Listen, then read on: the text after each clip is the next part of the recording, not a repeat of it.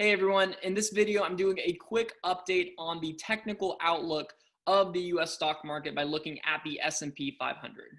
I'm mostly focusing on inflation and deflation content for this channel because that's important from a long-term perspective to ensure that we are secure in either kind of environment in the coming years. However, I know a lot of you are interested in some of the big tech stocks like Amazon and Apple and others that have been responsible for the massive stock market rally that we've seen in the last 6 months. And so I figured I'd do a quick update video on whether or not we're going to see another all-time high or if we are going to crash from here. Now, again, you all know my personal opinions on where I see the stock market going in the coming months and years. And even if we take out another all-time high in the next few weeks, that will not change my longer-term perspective. But I wanted to make this video to cover more of the short-term outlook and whether or not we are going to see another all-time high before we head lower, or if we're just going to start crashing from here.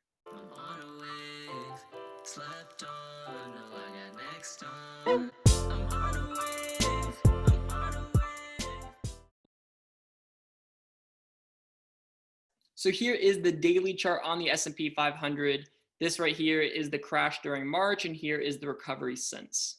In my last video where I covered the long-term technical outlook of the S&P 500, which I'll link at the end of this video and in the description below, we were right around here. And this is where I was asking whether or not we are reaching the top of the market. So if we zoom in here a little bit, this is right around where I made my last video, and we had one more push up and have since then moved down pretty substantially. And we're right here at around 33.50. The all-time high was at around 35.86 when taking into account the futures, 35.88. So before the question was, is this the high? Now the question is, will this remain the high for a foreseeable amount of time? Is this the high for the next few years? Or is this just another correction like we saw here in June and like we saw here in May before we continue to take out another high? So in this video, we're going to tackle that question and whether or not we are going to see another all-time high in the coming weeks, or if we are heading lower from here. And so in order to do that, we can't just use our bias. We have to look at what the chart is telling us and not just look at, oh, the economy is terrible, the fundamentals are shot, and so therefore the market's heading down. Because if you had that outlook and you traded based upon that observation, you would have lost all your money trying to short the market as it continued higher and higher and higher. So the question is, what is the market telling us? What are the conditions in which we will see another all-time high in the coming weeks? Or under what conditions will we see a massive stock market sell-off? In order to answer that question, we have to understand the difference between corrections and impulses. And so if we just look at this really simply, we have two impulse waves on this picture from the broadest view that we can make it. And we have one impulse wave going down here, and we have another impulse wave going up, okay? And so within this impulse wave going down, we have corrections. The corrections are going up.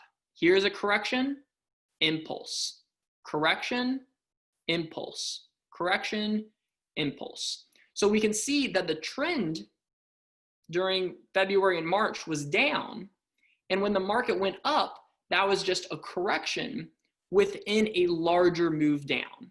So now if we look at the S&P 500 since March, we can see that we've had a massive move, and within that massive move up, we've had corrections down. And so here we had an impulse up, a correction down, an impulse up, a correction down, and so on and so forth.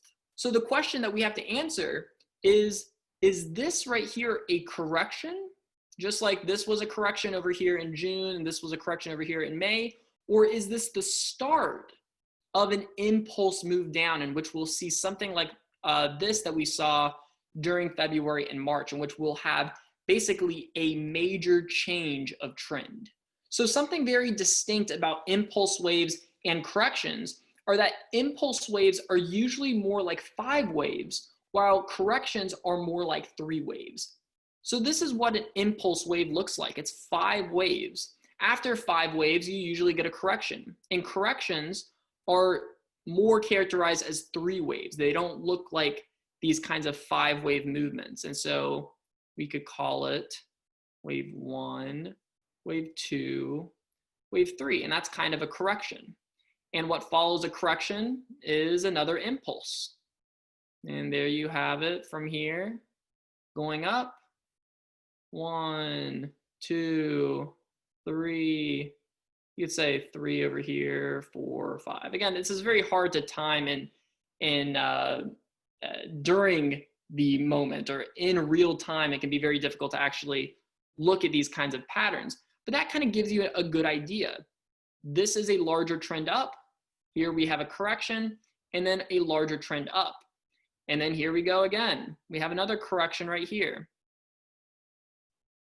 We have it go down A, B, C, another 3 waves. And then what happens afterwards? We have a 5-wave move up. And so we can see that this move looks much different up than it did down. So we have 3, 4, 5.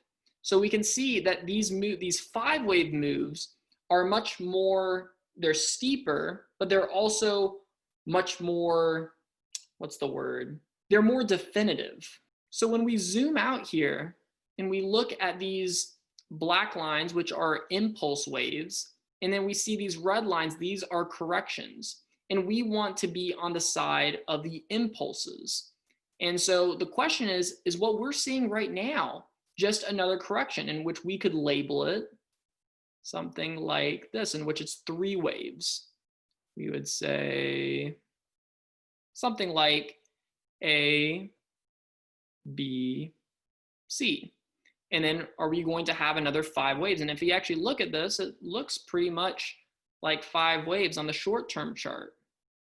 You could label it like this: 1, 2, 3, 4, 5. And that looks like a complete trend. You'll probably see a correction, and then we might continue to head up from there. So the question is this just the start of 5 waves down? Is this just the start of a trend reversal? Or is this just a correction before we take out another high? The answer to that question is we don't know. Again, it's very hard to actually trade and understand where we are going during the moment, because over here, there's a lot of fear. People felt like the market was going to start crashing, but it ended up just being a correction. And then we continued the larger trend, which was up. And so being able to time when a trend ends is very difficult. But what I'm going to do is share where I think is the point at which we will see the market take out another all-time high. So if we zoom in here and just look at this move. Now, again, we don't know if this is only 3 waves. This might just be the start of 5 waves down, like we saw in March, in which we have a pretty substantial crash. Now, so far, it looks like we had 1, 2, 3, 4, 5. We had a correction, or we had a 5-wave move down, and then we had a correction. Here it is. This looks like 3 waves. So when we saw this and the market was unable to continue higher, that signaled a sell-off, which took the form of 5 waves down, kind of like that. So the question is this it? Is this whole thing just a big ABC 3-wave correction, and then we continue to make all-time highs, in which we see something like this, where we go 1, 2, 3, 4, 5. If we zoom this out a little bit, something like that. Is that what we're going to see? Well, I don't know. But a good way to look at this is that corrections usually take the form of 3 waves. And if we break above this point, which I'm labeling the top of this little correction, this ABC. If we take out this point, and I'm going to draw a line just so people can see it visually here. This is at around 34, 31, 34, 32.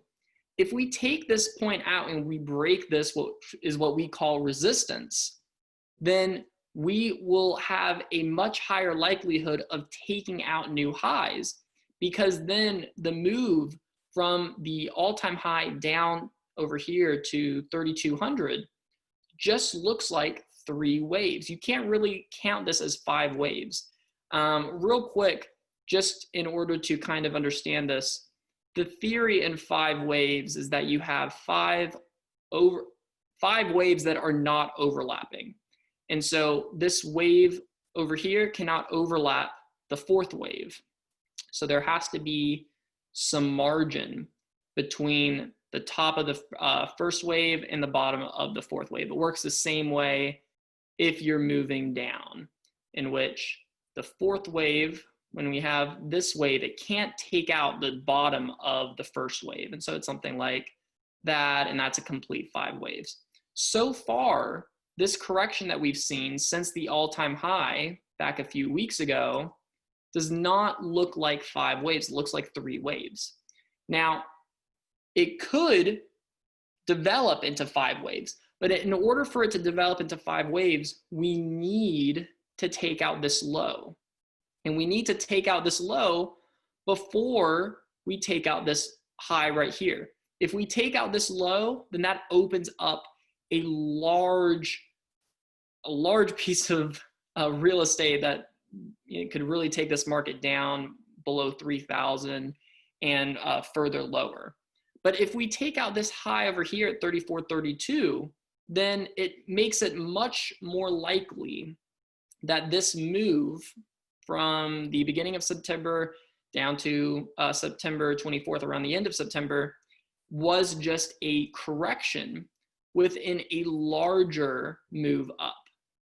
And so with that being said, if we take out 34.32, I would say personally that the probability of the S&P 500 taking out another all-time high becomes much more probable. There's an increase in probability that we will see another all-time high before possibly having a change of trend. Now that would look something like this. And if we take this all out, all of these little internal labels, and we just look at this from a larger magnitude, we zoom out, which is always helpful because doing chart analysis can sometimes get a bit complicated and convoluted and stuff. What we would see is that we'd have wave 1, 2, wave 3, wave 4, and then wave 5. And this is pretty cool because we can see internally the corrections. Went down A, B, C. You can see the correction here, A, B, C. And then this is the start of the trend change. If this is not the case, then what this would be instead, we could even draw it something like this. And this shows how technical analysis can be very, very malleable, and you have to be able to be flexible when actually doing technical analysis. And you can see here that if you zoom in, you have a wave 1 up. That looks like 5 waves, doesn't it? 1, 2, 3, 4, 5. And then we have a correction, A, B, C, right? 3 waves down. This doesn't look impulsive. This looks corrective, just a correction within a larger move up. And then from there, we have another push up. That's wave 3. And then this is just a little not a little correction. This is a pretty big correction that we've had in the last several weeks before we see another all-time high. And that is the flip side. So right here, these 2 lines, this is what I'm looking at from a medium-term perspective. This is the line in the sand for the S&P 500, in my opinion. Again, my long-term perspective is that the stock market looks very, very risky, very dangerous, and I don't see a lot of upside in being highly invested in any sector really, but especially tech. It just looks very, very overbought. But it doesn't mean that there still isn't upside. And so in my opinion, if the S&P 500 is able to take out this high at around 3430, and we're able to take that out convincingly, then that opens the window, opens the door for further upside potential, in which I would say it would become much more likely that we would take out this high over here at 35, around 3590, and probably take that out and go above 3600. Now, who knows what is going to happen? I am trying to make sense out of this crazy market just like anyone else. Short term, I am neutral. I don't know what's going to happen in the next few weeks. But I do know that if the market takes out 3430, then I will become more bullish on the stock market in the short term, because I think that opens the door for another all-time high. And if we break below this 3209 point, then that opens the door to a very large move down in the S&P 500, in which we had the all-time high here at the end of August, and where this is just the start of a very significant trend change in the S&P 500, in which we start heading lower for the long term. The stock market right now is very emotional. It's very momentum based. And so in my opinion, if the trend change happens, it's going to happen not just for the next few days or for the next few weeks, but for the next few months and maybe even years. If we look at the moving averages real quick, let's just search up the 100-day moving average just to kind of make this a little simpler rather than do a bunch of different moving averages. This is just a 100-day simple moving average. And we can see here that this kind of charts the momentum of the stock market. And so right now the momentum is up. It's held above this 100-day moving average, and it's continuing up. We can see here, this is right where the stock market bottomed on September 24th. We hit this 100-day moving average twice before jumping up.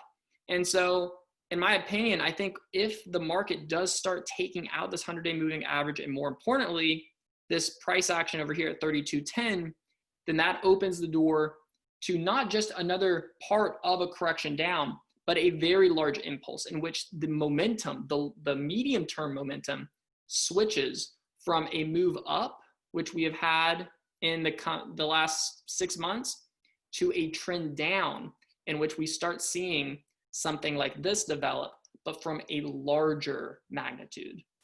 Also, real quick, I don't think this is actually technically right now. Again, I haven't really explained Elliott wave theory, and it's not really that important if you are not a trader, but the wave 3 should always be the longest wave. And so the probably more correct way of labeling it would be something like that. Wave 3 just can't be the shortest of between wave 1 and wave 5. So it has to at least be the second longest, can't be the shortest. So that would be the way that you could kind of label it, and then we start seeing a trend change. But the question is this trend going to continue up? And oops, this is the point of no return. If we take out this, then it could really open the door to larger losses in the stock market. But if we take this top out over here, then it opens the door for this wave to be extended out, this to be a wave 4, this to be wave 3, and this to be wave 1 and 2. And so you'd kind of see something like that. And so again, who knows what's going to happen? This is the best way to this is my best way of kind of making sense out of everything. It's very difficult to chart and analyze, but I hope this kind of puts it in a different light so that we can manage our risk more accordingly. Because if we have a point, let's say we invest in something, but we have no point of no return, we don't know where we're going to sell it. If the worst scenario comes about, then we're not going to be prepared.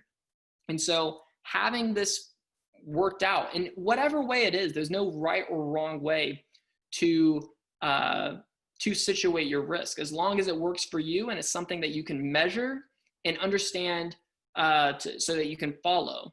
And if it's not something that's measurable, then it's really difficult to follow, because then you're just operating off emotions and feel, and it doesn't really work. Right now, we are at a very critical point in where we don't know if this is a longer move down. We don't know if this is a trend reversal.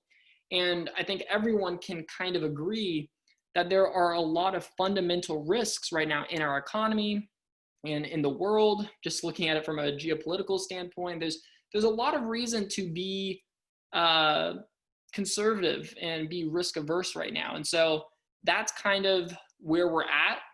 If the market takes it above this point, then that shows that this is a corrective movement and that the market is not too concerned. And if the market comes back below, then this would really be the long-term stop. And so trading options right now, very, very risky, because again, this is over a 200 point range. And so you could lose a lot of money if you're not really cutting your risk down. And if you have stops that are 200 points away, then you could lose a lot of money before actually getting stopped out.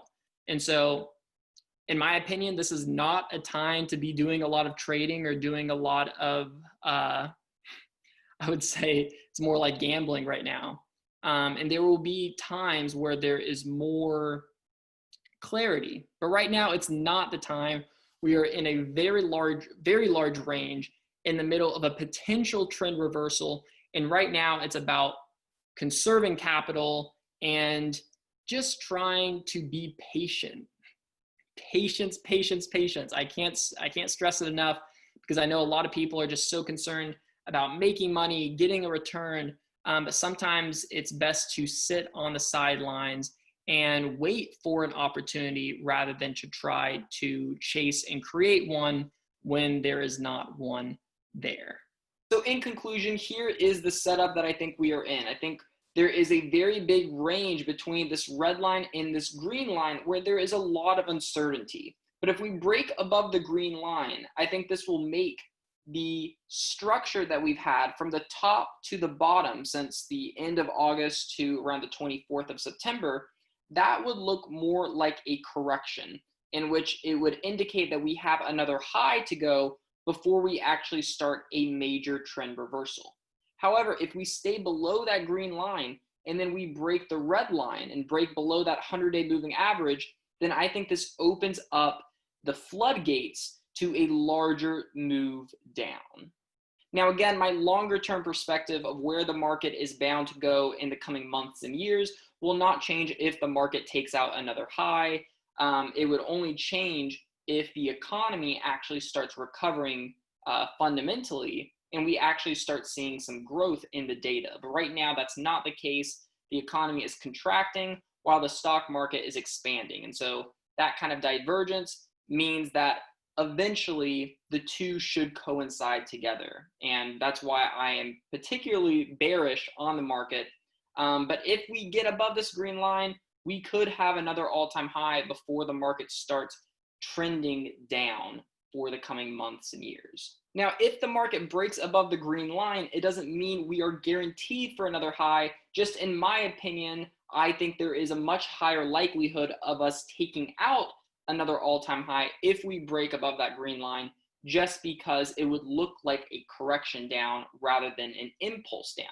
The same thing goes to the downside. If we break below that red line, it doesn't mean that we are going to automatically crash, but the probability of us having a larger decline past that red line, I think, increases, because this would then take the form of a larger move down rather than just a correction, like we have seen in the last several months within this big move up, which we saw a correction back in June and May, which I showed earlier.